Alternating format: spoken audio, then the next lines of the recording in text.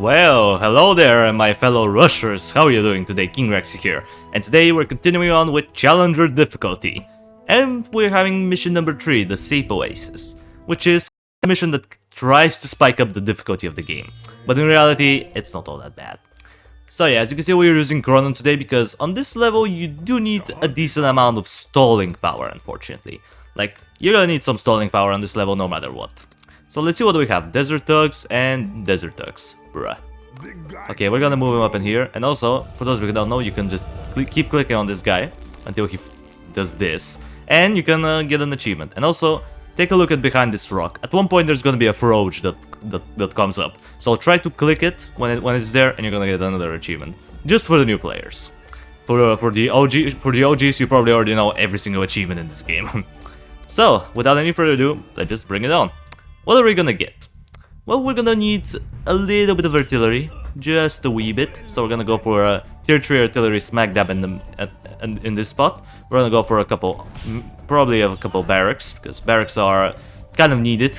As I said, you're gonna need some stalling power because there's gonna be fast moving enemies coming up. Also, here's the frog. Let's click it. Dun, dun, dun, dun, dun, dun, dun. It's gonna do this dance and boom, achievement. Just, it's as easy as that. Okay, the next wave we have Sandhounds, right? Yeah, Sandhounds. Sometimes I call them something else, but this time I call them with their proper name. So we're gonna move the barracks up in here, and let's get it on. That's why Chronon is kind of good on this level, because with these guys they can easily sneak through the artillery. If the artillery misses, they can easily sneak by. And thankfully Chronon has a good amount of stalling power. Even though the boars are pretty bad summon, they're not as bad. All right.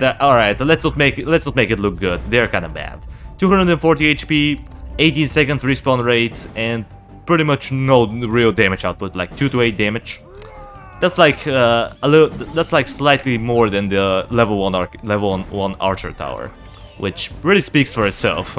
Like if the boars had better damage, like maybe I don't know, 15 to 30 damage, for example, every 1 second, that would've been kind of alright. And maybe if they had like more HP, but at this current state they're not good.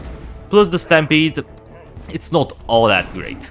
Like in the Flash version I believe it used to be much better because it had better damage output, but now it's kind of mediocre, I suppose. I don't know, it's not like a good ability for sure, but it's not like awful either. It can be good, but it can also be bad. I don't know how to really put it. So yeah, Chronon so far is not doing all that bad. He's alright. And also I keep forgetting that my reinforcements don't have anything to throw, so I keep on placing them behind the barracks while I should be placing them in front of them. I don't know, I think that's the better way to go for it because, you know, they don't have any ranged attacks yet. Plus, on Challenger difficulty, the reinforcements are gonna be pretty weak. I think you can only upgrade them up to tier 3, which is not a lot. Which I guess is good, but then again, I would have preferred them if they were up to tier 4. So far, that's like the only thing that I kinda hate about this difficulty, is the fact that the reinforcements are not allowed to be upgraded up to tier 4. But, you know, maybe that's just me, maybe it is actually balanced. Okay, Chronon is alright. Let me just see how much damage the Falcon does. 18 to 54. Now, you may be thinking that this is a lot of damage. And in retrospect, yeah, if you're looking at just the number, yeah, it is pretty high. However, the attack rate is like 2-3 seconds maybe. So the actual damage per second that you're getting out of this Falcon, is pretty low. So yeah, don't think of this upgrade as something useful. Sure, you may be thinking, oh, it can target flying enemies. Well, duh, but you have reinforcements, you have wizards, you have Battle Mecha with its missiles, you have archers. So yeah, this thing doesn't really help out. Plus, if there's like a swarm of flying enemies, this Falcon is not gonna do much. I keep on calling it Eagle, even though I know it's Falcon. Sorry for that. I just do it every now and then. Okay, now for the next wave we have Immortals, which are kind of the new tough enemies. They're not super easy, but they're not like that difficult either. They just have a good amount of HP and medium armor, and whenever they die, they spawn a Fallen, which is pretty easy to take down. So yeah, they're not too bad as long as you have some magic damage against them, you're fine. Or even artillery for that matter, but mages are by far your best option. I mean, look at that. This health is gonna go down quite fast, to say the least.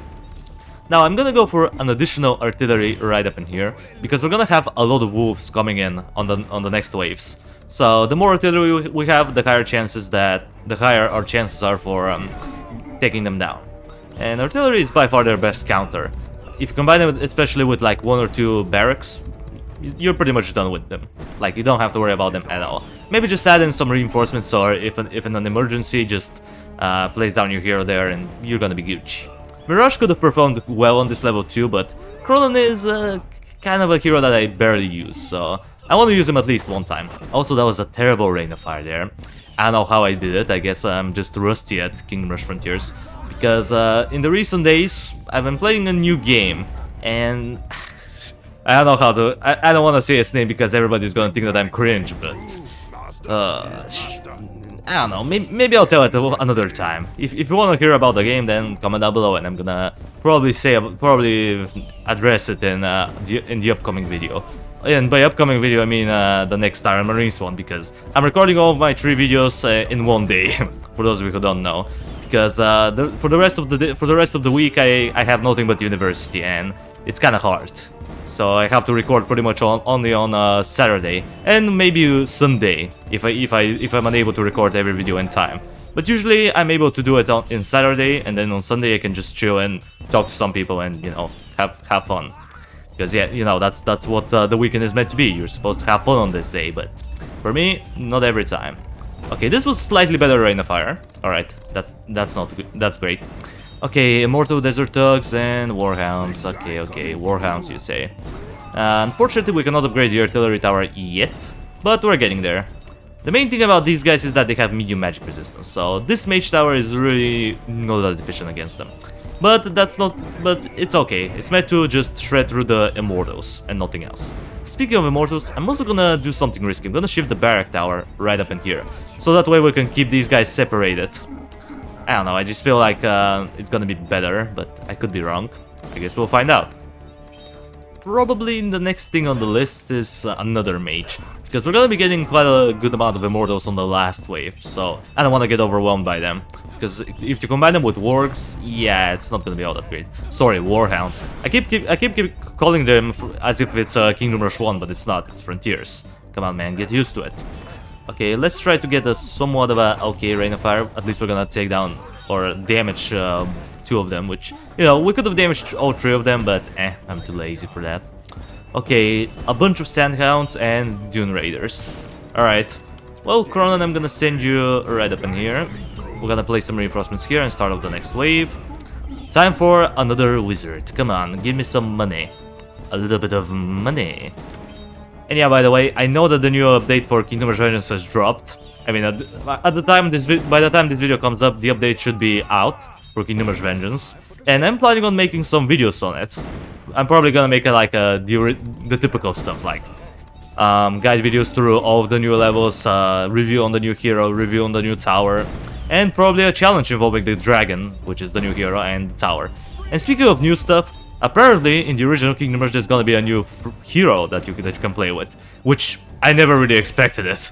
Like, I think the only time Ironhide ever made a new hero, or a hero that was advised by the community, was Lilith. So I'm gonna be interested to see what they have in store, because like, from all the Kingdom Rush games, I never expected the new hero for the original Kingdom Rush, but alright, I guess they wanted to be fancy. So let's see what we have on the next wave. Warhounds, Sandhounds, and a bunch of Immortals. Yeah, 7. And yeah, this amount of mages should be more than enough. And Cronin has been doing kind of alright. I guess he helped out in the early game for stalling power, but I don't know. Maybe he didn't do all that much. Maybe he did, I don't know. I'm not really a big Cronin fan. He's probably the hero that I use the least. I use Diedre more times than Cronin, which is really saying something.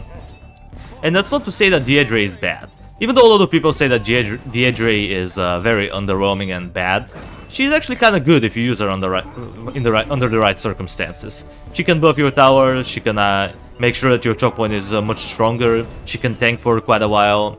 You know, she's not terrible. She has some things going for her. With Cronin, he's kind of all over the place. He tries to have some stalling power but fails. He tries to have some area damage, but it's kind of bad. Even though he stunned all 4 Immortals there, that was just a very, very rare exception. Don't expect him to do that every time. The stun chance is like 35%, so I guess I just got exceptionally lucky on that one. But anyhow, I think that's probably around the end of the wave. Yeah, we're gonna have some of these regular Sandhounds. And we're gonna have probably a little bit more on the top, or maybe not. Yeah, I think that's all of them. Okay, Cronon, move up in here. Do your whip attack. There you go. Annihilated him. And G to the G. G to the G. Well, that was surprisingly easy now, wasn't it? Yeah, the next level is more challenging, but we'll find out. Now I have 3-star upgrades, so I don't really know. As much as I want to upgrade the reinforcements, I'm actually gonna go for something else. I'm gonna go for, let me just see. Yeah, I think I'm gonna max out the archers for some reason. I feel like the archers are gonna be good on the next level. So, I guess we'll find out if they are on the next video. And yeah guys, well, with that out of the way, that's gonna do it for the video. Thank you everybody so much for watching, I appreciate you for sticking around to the end. Subscribe if you want to see more of this content in the future, and while you're at it, drop a like on the video, it means a lot to me. And I will see you in the next video. Until it comes, that was King Rexy, over and out.